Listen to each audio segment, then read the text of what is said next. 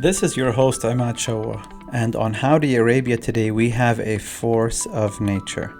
Currently the chairman of Jordan's National Electric Company and former head of Jordan's Royal Court, Sachir Ajlouni, has recently been pouring his energy into a life-changing obesity program that he's tailored for the Middle East. Hundreds are on the waiting list to be guided by Sakhir's insane journey back from 190 kilos. If you've ever struggled with your weight, you have to listen to this man's story and to the genius program that he now gives. This episode is sponsored by Mlabbas, your print-on-demand t-shirt service, where you can now order dozens of other gifts and accessories online by visiting www.mlabbas.com. That's MLABBAS.com. All right, I have a very special guest this episode.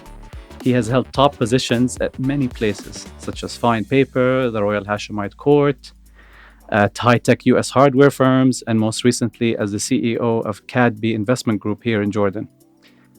To reach the top of both private and public sectors is an impressive achievement, and to do it at such a young age is truly rare. But these accomplishments are only half the story. After decades of battles with food, diets, and extreme measures with weight loss, Sakher has conquered that part of his life and is now giving back to the community by helping others defeat their food addiction and take control of their health and their lives. What do you think of that? Thank you. Muna here, your colleague, just told me that you're also now on the board of what is it called? Food Addiction Institute of America. Wow. And that is actually the highest authority and body for food addiction. And it's one approach that helped me here pass the message to this community.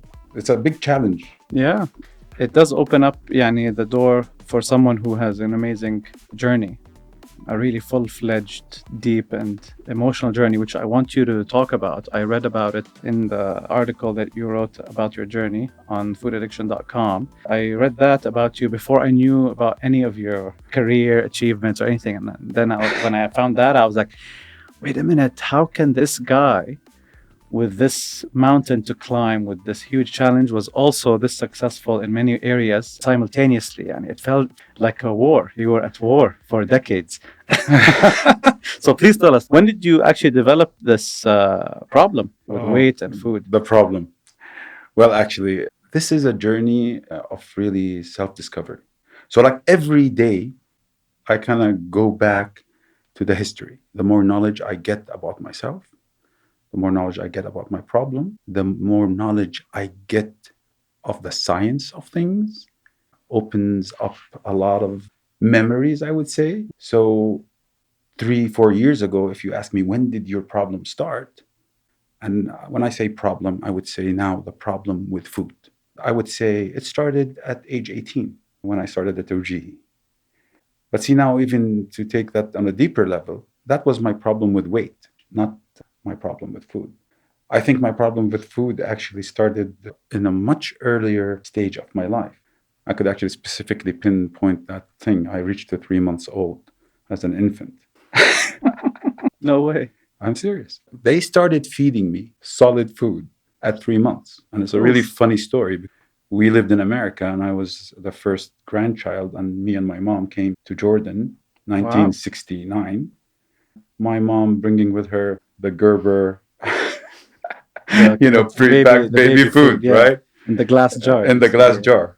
Trying to be her own independent woman in front of her mom. And, she fed me Gerber until, there was no Gerber anymore. And they went and bought Gerber in Irbit in 1969. And I got poisoned. I was 3 months old. 3 months. I was 3 months old. So my grandmother decided, no, this is not going to work. I don't care about you. So she took طلعت كوسة شيخ المحشي مع عصتها هيك, and just like, and I liked it. Then I keep saying today, because I'm also a chef, I cook, I love food, I love to feed people, I love to cook. But then I say my taste buds, wow, they started developing at that early age. Wow. Okay. So the pleasure part of the problem started there. Now, me growing up, I was extremely athletic. I was on the swimming team. I was Jordan Taekwondo champion, boxing, soccer, basketball. I played everything.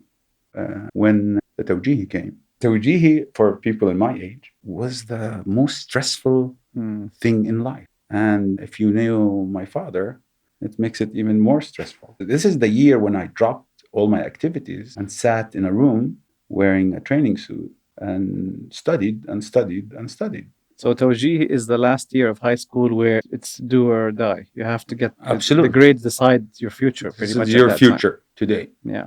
And I kind of picked up a couple of more habits in Tawjihi. One of the habits, and it's also a funny one, back in '86, the Mars chocolate bar had a motto written on it that said, "A Mars a day helps you work, rest, and play." Yes, I remember that. You remember I that? remember that. Was that part of their advertising? Shit. And That's and good. I don't like sugar. I don't Oh like my chocolate even, but God. like, helps you Oh my work, God. rest, and play. Damn. Damn, is that one bar does that? What about 10? Oh my God. You'll be Superman. Literally بعد التوجيهي when I got really great grades, so that's fine. But I needed to wear my jeans, and it only reached my knees. This happened during your last year. In 1 year, I gained 30 kilos Wow. and 6 inches on my waist, and that was like kind of the beginning. I finished the tawjihi and I went to university. So now I said, I'm not going to stay like this. I have my life. So I dieted. I started dieting. And my first diet was fine. And I'm athletic. So go back to the gym, watch what you eat. I will lose 20 kilos a month. The cycle started. But the thing about weight specifically, you really never go back. I started when I was in Tawjihi. I was around 80. I was between 78 up to 83. So even in Taekwondo champions, I would choose to be a heavyweight or a middleweight. But then when I finished Tawjihi, I was like 108. Wow. So when I lost the first time, I never got back to 80, ever. So I got back to 85. And that happens with most people also. You start gaining back again. Yeah. And you hit 110. Then you go back to 90. Wow. Yeah. So it keeps increasing. Yeah. It's 3 steps forward, then 2 steps back. Basically. Absolutely. Yeah. It's crazy. And during that time, I never stopped trying. I would always have something going on. I even had a worse problem with my weight. Not only my opinion. My dad is an endocrinologist, diabetes doctor. He's one of the top 10 in the world. For him, he could not see his son being obese. So every morning he'd remind me, Sakher tummak. Damn. We have to do something about it. But anyway, without anybody telling me at that age, I always wanted to look good. So I kept trying. And it's ridiculous how many things I tried. Yeah, please list I read in the article. Unbelievable things. Yeah. So between the diets, the different diets, and all the dietitians, every dietitian you can imagine. And even now, with what I know, it's just, again, nobody really addresses the real problem. I remember third year in university. أجا أبوي قال لي تعال وين؟ رحنا على الدنتس. And they tied my teeth. They wired them. He took you to the dentist to wire shut your jaw, basically. My jaw, yeah. Wow. They wired my teeth and shut my jaw. Wow. Which is where does the wire? Is it wires goes into your gum or your tooth itself? No, it goes على الطحنتك الورا on the back here. There's a thing. I'm an expert in it. I'll explain to you in a minute. Wow. That's amazing. This is really one of the good stories. So 1 month, my jaw shut. I lost like 25 kilos. Now, again, this is another wrong way to address the problem. Mm-hmm. Well, kissing was the first problem. Oh man! Like how narrow would your opening? It'll start like this, and then it'll go like that. That's it. That's it. And your talking was normal though. Yeah, you could talk. Okay, you get used to it. Wow. So then I bought a blender, really good one, and I started blending healthy food at the beginning. Just like a couple of days. By day 7, I was blending burgers and KFC in that blender. Oh my God. So now, me being an engineer, and curious. I took out my toolbox and I unwired myself and ate. I'll go out and eat, and then I'll rewire my jaw. Wow. So you think about that. It's like, okay, I could understand you want to eat, but then why would you rewire? Wow. One day, my girlfriend, which is my wife now, she came to me and said, Sakher, في صاحبتي بالسكن رابطة أسنانها وعندها حفلة تقدر تفك لها إياهم. Oh my God. I'm serious. Oh man. But I sure, of course. Let her meet me تحت الدرج الساعة 3 وتقمر my bag. Okay, see you. But تقول لي, wait, you need to tie them back again? Oh man. Which was kind of a relief for me. It's like, I'm not the only crazy guy here. But sure, بكرة الساعة 9 be here. And my wife became the most popular girl in the dorm because like everybody's going to her and say, can you please ask Sakher to do this for us? When you are really trying to fix the problem without identifying it, this is what happens. Usually people are set on that path, that early path. It's okay at the beginning, but this is a progressive thing. Behavior is progressive. And the weight part is a side effect of that. Wiring your teeth or cutting your stomach is not going to cut it. We would go to the dietitian, pay all that money, take the plan, do half egg, half toast, and all the suffering, pretend to do it, and we'll eat anything we want. And the day before we weigh ourselves, you fast. You don't want to go to the dietitian, God forbid, تعرف إنك you did not really follow her plan. Yeah. And it's, who are you really kidding? Yourself. Yeah. Again, it's the same thing, but it's as simple as a diet. People will not follow it and they come and lie. And now I know why. With the science I know now about compulsive overeating, food addiction, food disorders, and how this evolves from normal to eventually addiction and death. But this is a long path. Now, I walked it. It took me 32 years. Now, anything in life, anything, starts as a need. And then the need becomes pleasurable. And then becomes an addiction. Your iPhone, the same thing. Anything in life, think about it, it's like that. Denial is a mechanism of us to deal with pain. But it's supposed to be for, trauma. That's why God made it.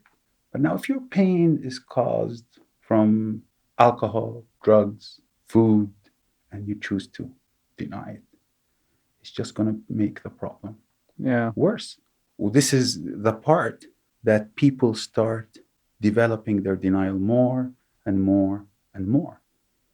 Now, pain comes in 3 forms.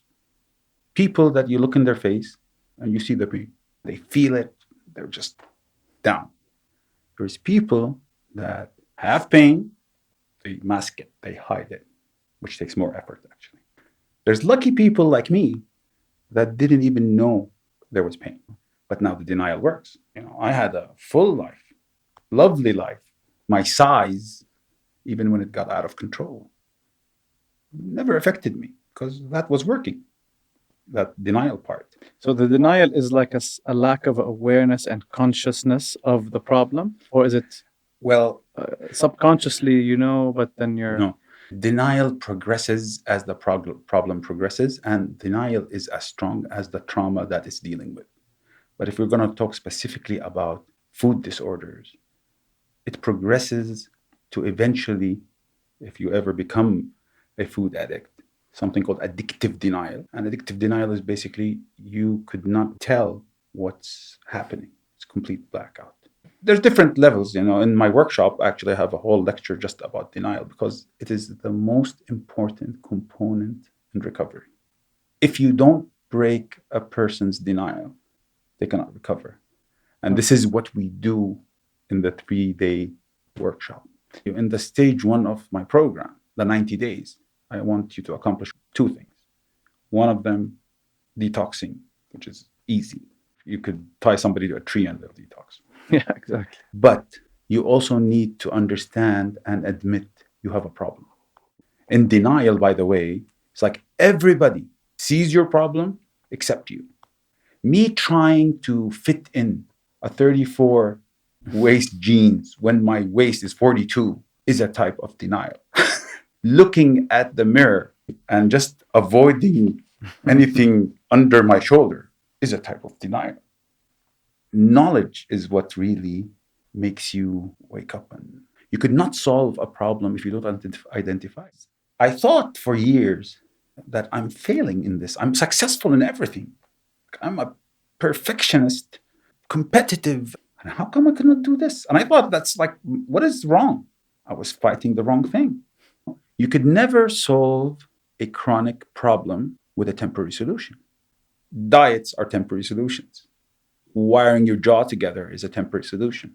Cutting your stomach, Which you did as which well. I did, is a temporary solution. Now, you asked a question before that's very important about denial.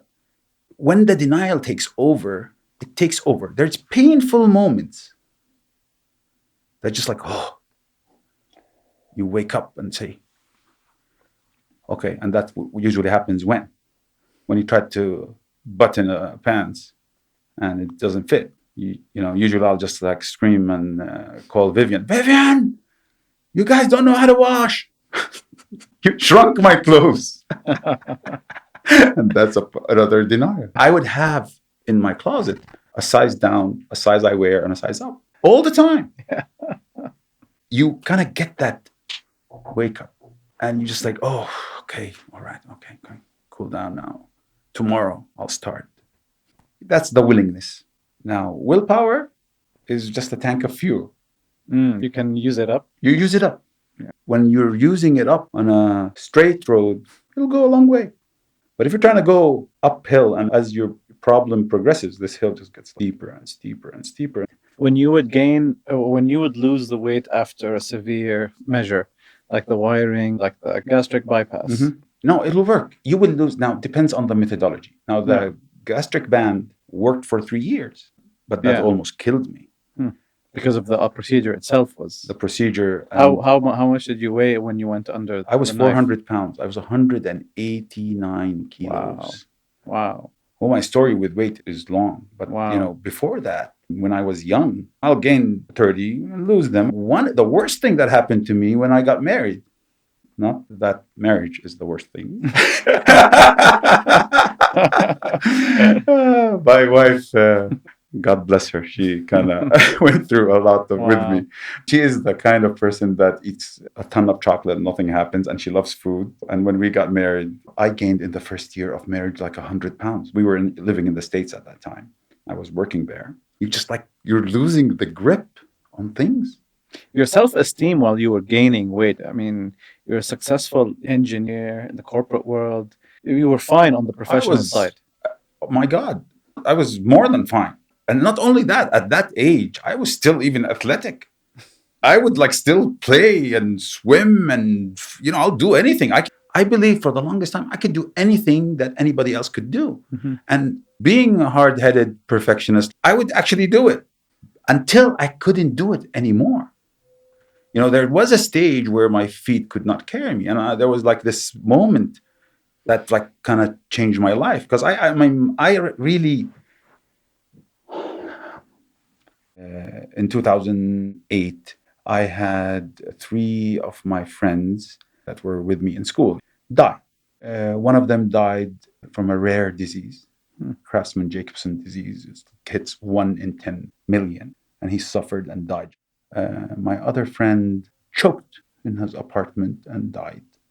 And another friend just got cancer in 3 months and died. I'm thinking, life is too short.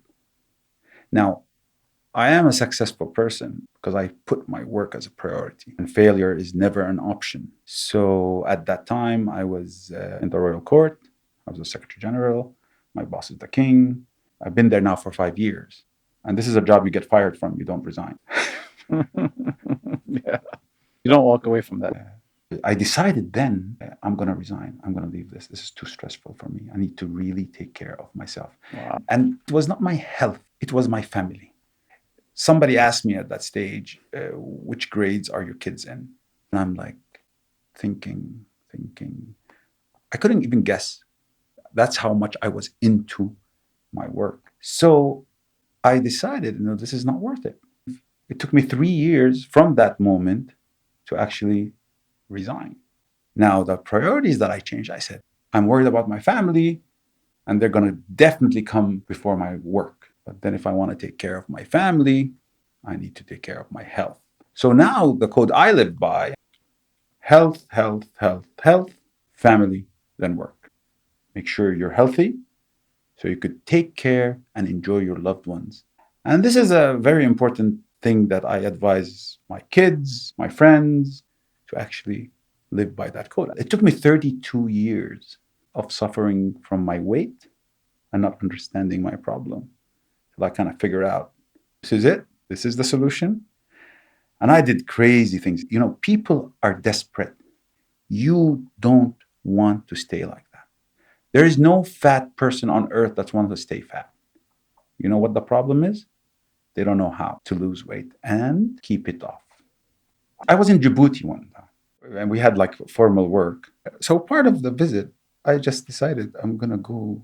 They told me there's this amazing voodoo witch in Djibouti that could like help me, give me a formula for my weight loss. And with the crazy mind that I have and the obsession to lose weight, I ride in a car in Djibouti, a car that you close the door with a wire, and you go in the desert to a cave. And you walk into this old lady that's really scary, and she starts grinding stuff in front of you: lizard skin, some tail, some herbs, whatever it is. She started spitting in it. I'm thinking in my head, I hope I don't have to take this orally. But then I'm really thinking, it looks like a powerful. It should work. So desperate. Fortunate for me, it was something I applied over my body. That gave me other ideas. So like every time I go and do a umrah أو لما حجيت, الناس بيشربوا قاعدين مية زمزم وأنا بدهن على حالي. شوف, ما هي, this is, you switch. You are in pain, so you're desperate, you do anything. So today, I'm telling you, and there's 3 types of people in regards to eating types. So there's normal eaters that, eat, get full, and they overeat sometimes, and then when they overeat, they stop. Like I know my dad, my mom, my wife are like that. Then there's another type of eater, which is emotional eaters. Emotional eaters are those who eat because they got traumatized. And the way to help these people is actually to deal with their trauma. And usually when you deal with their trauma, the food problem goes away. I would tell you from where my experience today, till you become a late stage food addict, there's 5 stages in food addiction. And there's another 20 disorders you're going to pick up on the way till you get there. And this is kind of the dispute between food addiction being an addiction or not an addiction, which also is another issue in recovery. Because if you want to actually help an alcoholic, it's pretty simple. You just stop alcohol. You just say, don't drink. And then you take the steps for with whatever it needs for him to just stay stopped. And he can live without alcohol, but we cannot live without food. That's true. We have to eat. Yeah, it's the same with smoking. You could live without smoking. Yeah, anything except food. This is the problem with screens, by the way, recently. If your work is on WhatsApp, for example, constantly you have, I'll open my phone, I'll have 60 WhatsApps, half of them work. You're almost tied to it. But with food is even worse because you have to eat. You have to eat to survive. When you become less normal with food and you progress on the road of relapse, what's really happening, you're altering the reward system in your brain. The more you do that, the more fried it gets. So a Mars a day worked بالتوجيهي, right? بآخر التوجيه I was doing 10 Marses a day, right? Because it's like, Yep. You hear terms, comfort food. What is comfort food? Basically, you're self-medicating a distressed brain with food. The side effect of that is you gaining weight. Yeah. So the weight is really not the problem. The problem is, why do you use food or abuse? One of the levels of food addiction is food abuser and user. User and abuser. I used to have a big issue with food. I took 10 sessions with a therapist 3 years ago. That was very good with letting me figure out anxiety issues and digging into my past. It was a helpful journey, learning about the brain as well. But she called my nighttime activity, which included a lot of food, a lot of screens, a lot of other things, my emotional home. She called it, this is where you go, no matter how bad a day or good a day you had at work, nothing matters. When the family goes to bed, I needed those 2 hours of crazy binging and my other habits. And it was my emotional home. And I was in denial. Like you mentioned, denial. My wife would tell me, I think you're addicted. I'm like, come on. I quit cigarettes. That's an addiction. Nicotine is a physiological addiction. So no, don't call my nighttime activities an addiction. And I would fight her on it on intellectual and scientific grounds. And then later on, months after I That's called actually quit, intellectual denial. Yeah, it took me, by the way, I think a year after I quit all this stuff and I really am under control. That I told her one day, I'm like, remember when I used to do all this stuff? And I would tell her, I'm so sorry I used to fight with you when you told me I'm addicted. I need to actually quit. But my emotional home, when you mention also rewiring the brain and altering the reward system in the brain. For me, family, that was the major trigger for me. At the Tony Robbins event, they made us go through a very intense meditation after hours of jumping up and down and sweating and vulnerable and high-fiving. And it was a 50-hour event. Wow. Intense, 14-hour days. And they made me go through, they made us all actually in the auditorium imagine our families and how we would be if we continued on this path for them. Would we be there for them? Would this be a good example for them? Think of them. And everybody was crying. We were 9,000 people. I think that was my moment where I connected. And I'm not going to do this to my family. I will not. And it's not just my health, wealth, relationships. It was connected. For me, it was also career related. I'm an entrepreneur. My business was suffering. I had no energy in the morning. I was just in a bad cycle. And that transformative moment, it's only been 2 years. And I'm still, like you said, learning. It's a journey of learning, discovering. The more I talk about it, the more I discover tools and tricks and brain hacks and how I failed and what works. So it's an amazing journey to have. It is. And it has several components. And this applies to everything in life. Yeah. The physical part, which we capitalize a lot on, is the easiest one. Then you have the mental, emotional, and spiritual. And actually, this is what I do. When I offer, my program is 3 stages. So it's 3 stages to cover that. Well, honestly, you need 3 years to finish it. Honestly, because change does not happen overnight. You were lucky because you identified the problem and dealt with it. I never really realized this problem. I thought I was the problem. It's a big difference. Yeah. And, trying to solve it every day, people will just keep telling you, مش شايف حالك? Wow. Your health, and this just gets worse and worse. أولادك, مرتك, take care of yourself. هو أنا, if I knew how, would I not do it? صح. And you know what? Every time you try and fail, what happens? Reinforces that this is you. You just get frustrated, depressed, and less motivated to try again until you give up. And I got to that point. Yeah. I said, you know what? I want to die. I want to die before my time. I don't want to do anything. I could not do anything more. I did everything. When I was 400 pounds, when I did the operation, I was taking 12 pills. I could not breathe. I could not do anything. And there's so much pain. You will always feel it. You ignore it. You know how احنا الناصحين يعني خفاف دم. خفاف دم مشان to really get accepted. Riding on a plane, what a nightmare. And I travel business. It's not even economy. الزبائن بطل يزبط معي. 2 seats. عبال ما يصير cargo يعني whatever. But حتى يعني to have 2 extensions, Not one extension, 2 extensions. Wow.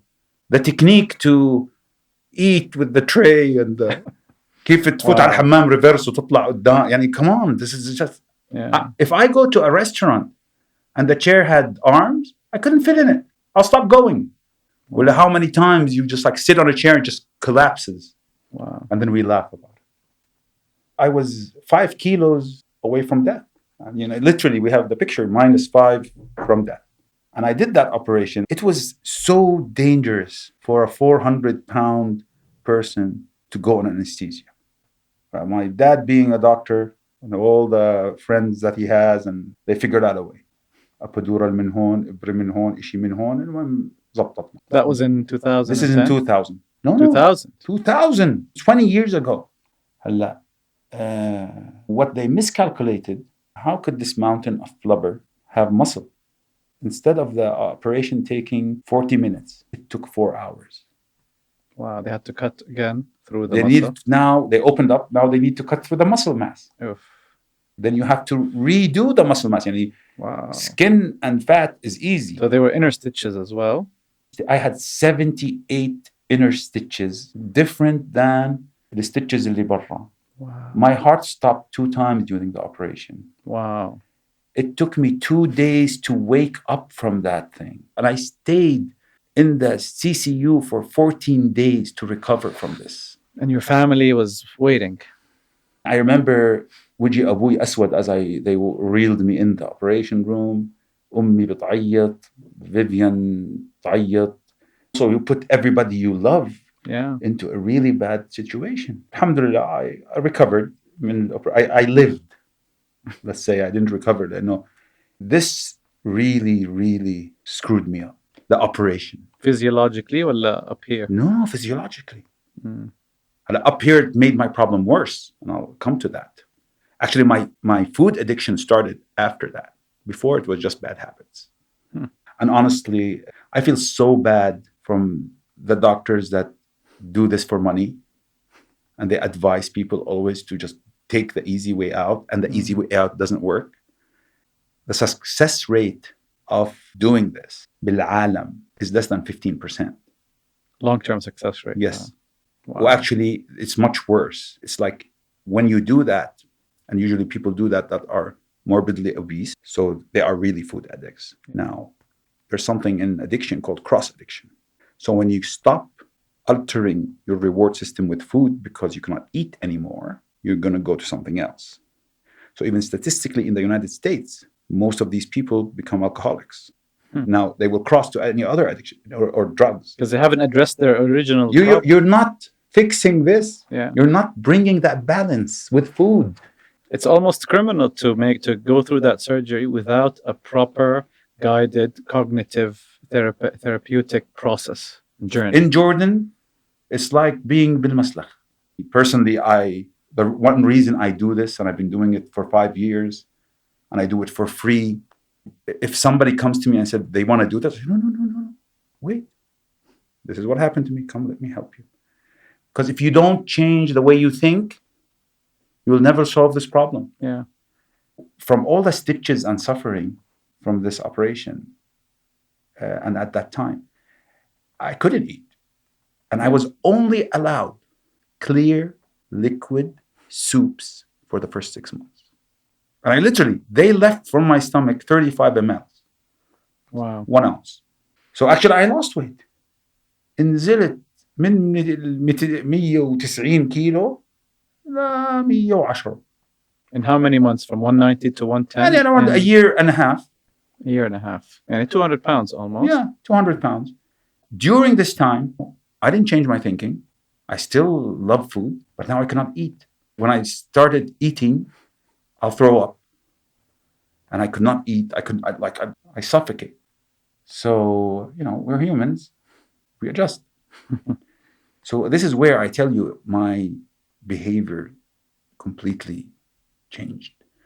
I became what they call in science a grazer, because I would now eat small quantities all the time. All the time. Now, again, on this road of relapse that I keep mentioning, you lose a lot of things. And like the has to shaba. يعني أنا only recently I got back حاسة الشبع. I never had it. يعني عمري ما كنت جوعان، عمري ما كنت شبعان. And because you're eating for joy.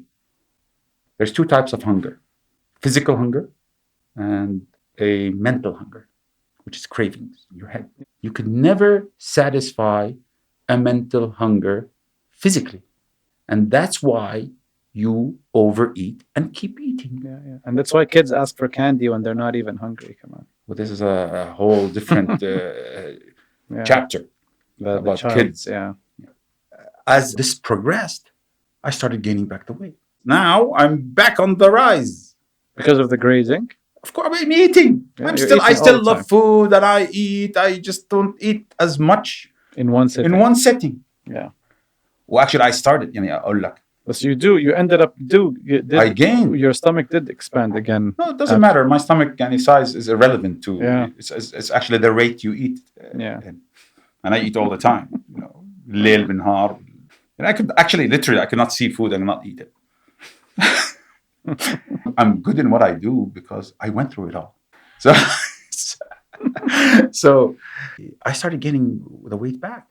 Again, the same story اللي بديتك فيها. 110 115 117 122 ارجع اعمل دايت ارجع للجيم. And I was still going to the gym. You know, and I run and swim and بلعب. Well, actually, this is another disorder. يعني purging calories through الرياضة is as purging calories تنتق حالك. It's the same thing. فأنا إذا معزوم بالليل أروح لي على الجيم 3 ساعات يعني أتأكد مشان أخذ راحتي. Wow. Like how you would fast before the dietitian. Purging and restricting is another disorder. Everybody's. But the side question about that, do you think intermittent fasting, the trend, do you think that's part of the problem? إنه أنا والله بقعد 18 ساعة مش ماكل إشي بس بتوحش هلا I will go crazy, which I do sometimes. But the whole idea of intermittent fasting, could that be another trap, Definitely a trap. And take this from experience because I tried everything. This is working for you now. Great. Sure. You're in a happy place. You achieved your health objective. Yes. Now, the real test for that is sustainability with no effort. No effort. Yeah. This is what I promise. Yeah. At the end, I promise sustainability with no effort. How do you measure no effort? I'm not putting it becomes effort. your second nature. You have a new core belief, and that's stage 3 in my program. Okay. The core belief about the person you are? Well, let's make it simple. So let's say you have a new core belief about what's normal.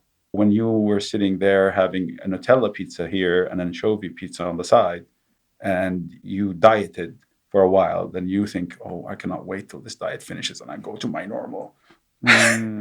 You know, you think that was normal. You think Nutella for 2 hours after a long day, that's the normal you're hoping for. Then you go on that temporary, whatever, intermittent fasting, whatever you do, وما بتصدق تخلص this thing to go back to your normal. And I believe in balance. I don't believe in any extreme solution. My whole program is about balance. In food, you need to have 3 balanced meals a day.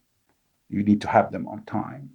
And I believe there's nothing forever and there's nothing that's not reversible. Even that reward system thing that we talked about. You can rewire it, alter it. Yeah. There's 2 reward systems in the human body. The one in your head is the secondary reward system. The primary reward system is your body. When you deprive yourself from nutrition, your body is very smart. Slows down your metabolism. It holds on to the energy. So until you're doing that fasting because you want to lose weight. So now your metabolism took a break. Your body's thinking, what the hell is happening here? It's going to utilize everything it has for you to go and get food. So it hits that reward system up here. Hey, we're hungry. We're starving. Yeah. Crave, baby. صح. Right? Yeah. Crave. This is powerful. It makes us successful in everything in life. Now, it doesn't stop here. But your body is in starvation mode, right? You put down the food, which usually is going to be the wrong food because you craved it. And what's your body going to do? It's going to take every piece of energy, and what's going to do with it, because it's still in starvation mood, is going to store it. Yeah, because it thinks you might also Need it later. You're going to need it. You're not eating properly. Yeah. So but it doesn't, what does that do to your weight? Now, if you're one of the unlucky ones that abused his body over the years, like me, because yo-yo dieting, one major problem it creates for you, it gives you excessive fat cells. Even when you lose weight, your fat cell is ربنا خلقها to store energy. Yeah. فit gets full to its full capacity. But you keep eating فينام بتضل في محل. So what happens? تطلع fat cell تاني. تتعبى. And هكذا. When you lose weight, these fat cells, the extra ones, didn't go away. They're here to stay. They just shrunk. And they are there to do what? Store energy. For a later date. But then that's why if you go off whatever is working for you, the rate you're going to gain weight is much faster. Is this solved by liposuction? Liposuction will physically remove cells. Literally. Yeah, but أنا personally, again, I'm sure it's not a healthy thing to do. It's not necessary. No, it's the same thing as cutting your stomach or wiring your jaws together. It's the same thing. You're addressing the wrong problem. Everybody has a different problem. The world is trend. We follow trends without thinking. Oh, this is the thing now. Keto. I could name 50 trends I followed. All right, Weight Watchers, acupuncture, hypnosis. Yeah, paleo. There's so many things. مش كلياتنا have the same problem. Therefore, مش كل solutions بيزبطوا للكل.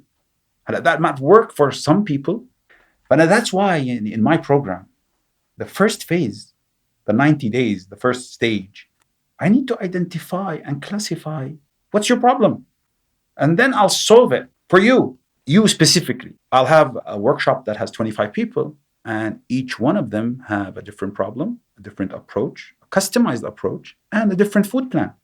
And the food plan is like the least important part of their recovery. I believe in balance, and I don't believe in deprivation. A healthy life is to balance, but then identify what does not work for you and avoid it. So at the end of our stage 2 program, you will know, oh, okay. I don't want them to be carrying scales and Tupperwares for the rest of their life. I don't want them to be following a food plan for the rest of their life. I just want them to have the right tools and thinking to make the right decisions about their food. Yeah. So today you're just mentioning your story. You're mindful about it. That's important. So, you say, I don't eat pizza. It's not good for me. Because this could be a trigger for you. And it's not the pizza, because a trigger is something that you start eating and you cannot stop. Like I know my triggers today. I avoid them. If I have sugar, it'll trigger me أكل المنسف لبكرة الصبح. Okay. Triggers, you're right. It triggers my false craving. And I'm happy today because I don't think of food. But then if I go back to thinking of food every second of the day, which was my life for 32 years, that's a problem. Personally, أنا Sakher, if ورق الدوالي is not drenched with fat, I don't like it. The minute I eat fat, all my craving starts. For me, one of my triggers is salt, very extreme salt. So that's why I like anchovies on my pizza. This is in our stage 1. If the pizza place didn't have anchovies as an option, I'm not having pizza, literally. I'm like you. I also salt, and I'll put salt before I even try food. For lasting recovery, you need to identify your triggers, and that's what we do in stage 1 in my program. You identify your triggers, and you actually acknowledge them every day. You have to yourself, to avoid them, and to not forget that you should not really be around these. Now, also what we discovered over years, that even triggers change. I was powerless and triggered by peanuts. Now I don't care about peanuts. There's a lot to it. It's not a piece of paper you give somebody and tell them, here, absolutely, go follow it. Absolutely. Come next week and we'll weigh you. Come on. But tell me, what are telltale signs or trends you've noticed of people who start on the right path with the course and they get it, they get the emotional, the mental aspect of it, and they dig deep and they figure out certain things, and then life hits them and time passes and then they fall off the wagon. But what do you think about that? With diets, the success rate is between 5 and 8%. Yeah. So the surgery is kind of up there. Let me just wrap up how I got to where I am today. After I gained all the weight again, I got back to around 178. And I just decided, fuck it. I don't want to do anything anymore. What can I do? I gave up. I said, let me die. And this is the time where I was just rock bottom. I don't know how to solve my problem. 2013. I became even aggressive about it. So if people tell me about my weight, I'll just really get hostile about it. And I saw my friends that lost weight, and they were trying to tell me about the workshop that the lady in Amman took in America, and she's giving her experience about. And tell me, you have to go. A year later, well, maybe بصراحة, again, because of my family and my wife, one of my health now is just done with. Couldn't do anything. I decided I'm going to go and take that workshop. Now, I've been talking for you now for 2 hours, and I told you all my stories and my experiences and everything. But I never, ever in my 30 years heard the term food addiction or compulsive overeating. That was the first time I hear it. I've been fighting the wrong problem for 30 years. So I asked the lady, I said, where did you learn this? She told me, well, this is Acorn in Florida, Bradenton, Florida. I lived in Florida since 1990. And it was so funny that it's literally next door to where you... Yeah, 25 minutes from my house. It's like a sign. It's like going home. So I went there and I took the first workshop. And wow, what I discovered. Then I immediately registered for professional training, which is a 3-year program. Wow. And I just went crazy compulsive about the topic. Yeah. And I just stayed there that year and read every book, went to all meetings, kind of figured out. So the first few days of the course, it hit you. This is like enlightenment, knowledge, education.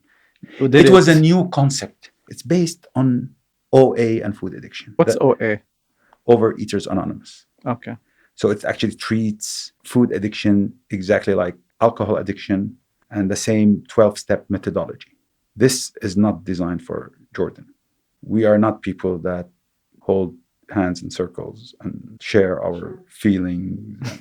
And, I took all my knowledge in food addiction and created something that fits the Arab world because I have a bigger objective. In our culture, when you say addiction, it's a trigger in communication. It's like something wrong with you. So tying it to food makes it worse for the person. So me today, I never label anybody. And this is total opposite of OA. Yeah, okay. It is. Now, another concept. But it doesn't border on denial when you're avoiding terms? No, I'm not avoiding terms. I have my own theory, and I'll explain it. Now, my mentor, which is Phil Wardrow, is a Yale graduate, the leader in food addiction in the world. He has several books, several papers. He endorses my program for this culture. It's the approach. I don't change words, but you remember my story, right? I was normal. By the time I was going to die and became a late-stage food addict, it took me 30 years. In drugs, some drugs, you get addicted from the first use. And what does it do? It alters your reward system. With alcohol, it takes a while for a person to become an alcoholic. But if he abuses it, he'll become an alcoholic. But he has a chance to solve it. Now, in addiction, by the way, as a science, was built to actually help alcoholics. So the 12-step program, the big book, was done for alcoholics. The 12-step approach works in other addictions because it's kind of logical. It's a roadmap, but it requires a certain background and culture. So as I broadened my knowledge of food addiction and my own experience and struggle in weight loss and weight gain and the science of behavior, I package something that works for our culture. I don't label you there. In my program, I just want you to admit one thing. You're not normal. Rather than coming into a session and saying, you're an addict, I will just tell them, yeah, tell me if you're normal. Tell me. And most people, after 2 hours in the first day of the workshop, they know they're not normal. Now, but accepting that is a process. Accepting it mentally is one thing, but accept it on a gut level takes time. And that's real recovery. And that's why it takes time. Yeah. And it's you feel vulnerable and shame. You move on the road of relapse slowly, steadily. Sometimes you go on the fast lane. There's so many things. In the workshop, we draw that line. We keep adding on it, you know, what comes. The good news, if it took me 30 years to go there, it took me less than 5 to come back. So see how recovery is? Wow. It's not like once an addict, always an addict. So there is fundamental rewiring, because I used to do drugs in my 20s, and it did alter my reward system 20 years ago. It's not the same physiologically when you've been a food addict, let's say. And if you want from a science point of view, when they classify the substance effect on the reward system, they put alcohol, sugar, and heroin, same level. But that's kind of a good thing, because they basically, what they do, the damage happens gradually. How the receptors are damaged, the dopamine receptors. I mean, in the workshop, we have a whole movie about that. But then they take it down a level. So they go to something like Coke, and it affects the reward system. The damage it does is different. Then you go to something chemical, drugs specifically, and the damage is kind of permanent. Whenever you try to kind of go back to satisfy that reward system, you fail. And having said that, the first level is normal. God intended us to enjoy food. This is part of our survivor instinct. My success rate is over 40%. And if I ever do this as a business, because now I do it for free as a service, but if I do it as a business, and probably I'm going to do it, I need to really spread the message. Yeah. I will give a money back guarantee if this fails. So simple. Follow the instructions and the results are guaranteed. And the instructions are very straightforward. It's basically stop making decisions about your food till you're qualified to do so. I'll make the decisions and teach you how to become qualified. Wow. And it's small things that we keep doing and repeating because that's behavior. You change it شوي شوي. مش الصبح ففيق والله غيرت حالي. No. بصراحة, it's been amazing for me. So fulfilling. The fact that I solved my own problem. Yeah. The knowledge I got while I was solving it. And the happiness and peace I'm at now. And you become obsessed about weight and food. I could be in any place and I'm just thinking about food. I could be بالحرم بالعشر الأواخر بصلي والناس بعيطوا وأنا بفكر شو بدي أتعشى. Wow. What to eat, when to eat, what not to eat, how to eat, what eat. God. It's amazing. وبعدين كمان, it's about health. And today I take no medicine. I had every disease you could think of, except every metabolic disease, except diabetes. وهي أنا يعني كأني كاسر عين أبوي فيها. Hypertension, gout, high cholesterol. But see, I love eating and food. So today, like when I talk to people, it's like, come on, people. And honest to God, this is why, I mean, you know, I think we're successful because I've been there. يعني أنا من الناس اللي I'll go vacations with my family بس مشان مطعم. يعني we'll go to France لأنه the مطاعم هناك هيك أو إنه مثلا سويسرا. This is where I was. I don't think anybody بالحياة عمره loved food more than me. What's your relationship with food now? It's been a 6-year recovery. Recovered. Fully recovered. Fully yes. recovered. And what's your relationship with food today? What do you do? I eat everything except the things that don't suit me. I eat mindfully and I love food. And I still cook. I don't want people to hate food or be afraid of it. Yeah. But I want them to better that relationship. فبدل ما تضلها abusive relationship, تصير شوية civil. Yeah. I want to ask you about the next steps with your course. There's so many people suffering. There's so many people unaware of the tools, unaware of the reasons why They have issues with food and with weight and with health in general, metabolic. Living in a world of mental ignorance. And it's not that it's not out there. Like I said, my dad can go on YouTube and look up anxiety and learn about the brain. But there's something different when you go and you immerse and you really go to a transformative experience. Now, this is the thing, because I'm motivated to spread out the message. I'm motivated to make people, especially younger people, to avoid the pains I went through.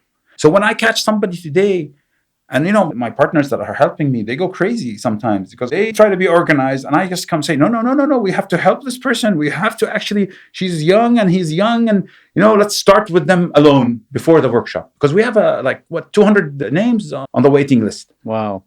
And before Corona, we could only take 14 because it's very interactive and it's personal. But today with the virtual, we can take up to 25. But irrelevant to that, I just feel obligated to not make somebody's problem worse. I personally, the passion I have to help people is because I could really help you not go through what I went through. Yeah, that's so fulfilling. That's such an amazing purpose to have. I've been doing it for 5 years for free. This is a $3,000 course in America, what I give. And it's not even 10%. That course is not 10% of what I give. I talk to my people every morning, literally. I see them once a week for 3 hours. Wow. I hosted them in my house for 5 years. Amazing. I mean, I don't want to say about passion, but that's what I did. Absolutely. And I really, really believe you should, and you will, and it's possible to expand. If it becomes a business, it's not for the money at all. It's to institutionalize the process, to create trainers like yourself to reach more people. And we're working on that. Yeah. So today, actually, I have a lot of people, because now to keep this, you have to give it away. Yeah. And part of stage 2 is that you need to learn. Yeah. And with me, I'm being on the Food Addiction Institute. We're going to try to create a body to certify coaches that deal with this stuff. Now, bsaraha, the only dilemma I have, the moral dilemma is, when you charge, if you want to charge, either I do this full time to give the message and then I could not work. Yeah. Or I keep doing it passively and it's going to be only this much. Yeah. No, there are ways. There are. People have solved this issue. So anyway, people have solved. It becomes a big business. People have even become rich because of it, which sounds like a moral dilemma. معقول أنا أغنى من تعليم? It's a problem. بس there's a noble cause behind it. It's not. There's no shame. No, absolutely. At all. We are moving. By the way, a good trainer might not have, like one of your disciples, might not have the luxury of spending hours and hours every week instead of going to a job that pays. They don't have the luxury. No, absolutely. A trainer needs to be compensated so they can put all their. Do you think that trainers can be full-time professionals? No, absolutely. What's really a bottleneck for me is people that help me. Muna and Maha have been with me for the past 5 years. Yeah. And they started by me helping them. And then they got it. They got interested. Them and many others got passionate about, I want to say that transformation. It's not like, I don't want to say it's the program, but like people suddenly come to peace and happiness. Yeah. They lost the weight and they really understand that their misery did not come from the weight. It came from other things. And they suddenly there, and like, wow, how can I help? We have that. And we're actually, when we look at our Ajluni recovery, we call it, it's big. It has a medical component in it. It has a training component in it. It has, an educational component in it. And the dietitians have no mental, emotional, or spiritual component in their diet plan. It's just nutrition. Even cognitive components, like a therapist. It's not there. Yeah. You'd have to go separately to see and also that's another problem. Can someone attend this course if they're worried about their children, their young children who are too young to make real decisions about themselves? They can. At this stage, I cannot deal with anybody that's less than 18 years old. But therefore, and a lot of people that come to me, moms, and the people in my program. Yes, they can. The answer, they can attend, because the way you do that, you lead by example. And most parents lack the tools. I even look at my kids and I notice trends and I notice weight gain. and I get worried. And I realize when I open my mouth to tell them something, those marshmallows are not a good idea right now. Let's wait. And I say, wait till the afternoon. But it's the same thing, afternoon, noon. I don't have any real answers to her. I could either tell her, no, this is bad, or don't eat it, or don't eat less, or have two pieces. But nothing addresses why she's asking for 10 marshmallows. But I don't know what to tell her. The education on that level should start for the parent before they become a That's parent. it. لأنه behavior happens in the first 7 years of your childhood. Usually it's how you act in your house. مش إنه يعني قاعدين بحصة وتقولها والله this is how صح. you are. You have to create that culture of balance in your own house. And my wife, from what she worried إنه أولادي يكونوا زيي, she was very strict when it came to eating and habits. And now as I know them, she was right. You know, we used to fight about this. You cannot eat in front of the TV. وأنا أقولها يا بنت الحلال, come on. أنت بدك كل بس الأولاد بيقعدوا يشوفوا. Wow. The snacks were on time. Junk is not allowed. أولادي لما صاروا 16 يمكن شربوا بيبسي. أو إنه الجوس بتعصر لهم ما You know, she was very health conscious with them and organized. And you know, 3 o'clock. Here, guys, we have a fruit snack. Let's sit down and eat it. Okay. You know, أولادي طبعا الحمد لله they're all fit and healthy. They love food زي أبوهم. You know, they are very mindful about it. والفضل لأمهم. When I think about this, because this is an important thing, later on we will develop a workshop for moms and parents. Yeah. You know, this is how you should act and enforce, so you don't let them go on bad habits. Something on the way, خاصة with childhood, and it's simple, doesn't. And when I say trauma, it doesn't have to be something important. If they choose to go to food, which you see today كتير, that's fine, because that balance between food, mood, body, and brain chemicals, it's normal. You need to find a balance. But now, once they start picking up the habit, it's a different component. That's when the problem accelerates and moves and progresses in the wrong direction. It's the habits. Give me an example of a habit a child could pick up. You start مثلا, for example, بتصير أنت مروح المدرسة توقف على الدكان تشتري شيبس قبل ما توصل وتاكلها. You know, that's a habit you pick. أو إنك إنه بيت ستي في خزانة الشوكولات, بتصير تزور ستك فوق اللزوم مشان ستك. And then the habits just increase. Also eating habits and rituals. And as you start enjoying the food more and enjoying, it becomes the rituals. بس هلا our lives are, most of things are habits. The drive to work is habitual. The meal is habitual. So the trick is to have good habits. لأنه you can't not have any habits. Absolutely. لا you have to have. في أشياء أنا بقول لك it's like with age it gets aged فيك. يعني أنا مثلا هلا عندي اليوم I'm recovered, بس عندي habits I could not get rid of. يعني مثلا I could not get rid of cooking and tasting. هلا okay I'm much better. يعني بطلت أكل نص الطنجرة وأنا بطبخها. Okay, it's not, you don't do it to numb a pain. No. Did you used to do it to numb a pain? Of course. Well, actually, no. I will cook to satisfy a craving and a false hunger. That will numb a lot of pains. To satisfy. بس هلا again, because this is in your head. So أنا لما كنت أعمل عزومة, لو أنت عازم 2 ولا 50, the same thing. بطبخ everything that I would like to eat. Okay.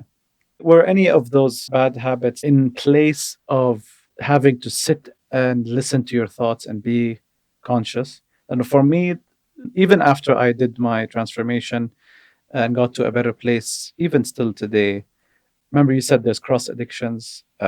When I stopped the pizza, Nutella, and all that stuff at night, I still binge on Netflix, and I realize I'm conscious of that. I should be reading a few pages of a book and falling asleep an hour before. And I know that that's better for my life because I could wake up a bit earlier, meditate, do the things that I have on my list. Yet, I'm not doing it. Why? At that moment at night, I'm at that crossroad. Why am I doing it? I ask myself, am I nervous? Am I numbing a pain? I don't want to sit with my thoughts. If I hold a book to myself. Just could be compulsive. Could be. Compulsive is like when you want something, you want more and more from it. Yeah. Whatever it is. You dig into it. And when you put something in your head, you have to do it. Maybe. Also, binge watching is a compulsive character. They're designed to make you binge watch. You know, the same way social media is designed to trap you. What I'm getting to is, can I get from the tools and the journey of this course something that will help me control and manage my other issues that I have, not food, other addictions that I have. No, I'm not talking drugs No, and no, alcohol. absolutely. I'm talking Yeah, yeah. about screen, Yeah, no, specifically my screen addiction. compulsive behavior. Compulsive behavior in general. Now, listen, in our program is 3 stages. The first stage is basically identifying the problem and detoxing your body from sugar, flour, and your trigger foods. In the first stage of my program, there's no weight loss objective. Most people get rid of their mental obsession, detox from that in 21 days.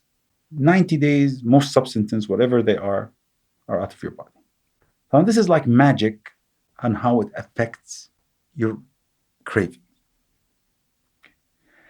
Basically, when we do that, you establish the physical part or component of the problem is نجحت بالديتوكس 90 days is gone. So you establish now a baseline. I have a clear mind because now I could distinguish between a false hunger and a real physical hunger. Before you couldn't without detoxing. Okay. Now, in stage 2, our first objective in that is now we're going to work on your weight loss problem. Now, in my stage 2, it varies from one person to another because you will stay in stage 2 till you lose 80% of your excessive weight. So it depends how much you want to lose, and we make sure you do it. During that time, we try to profile if you have other issues taking you to food that's not physical. If it's something else, in that stage, we start working on it.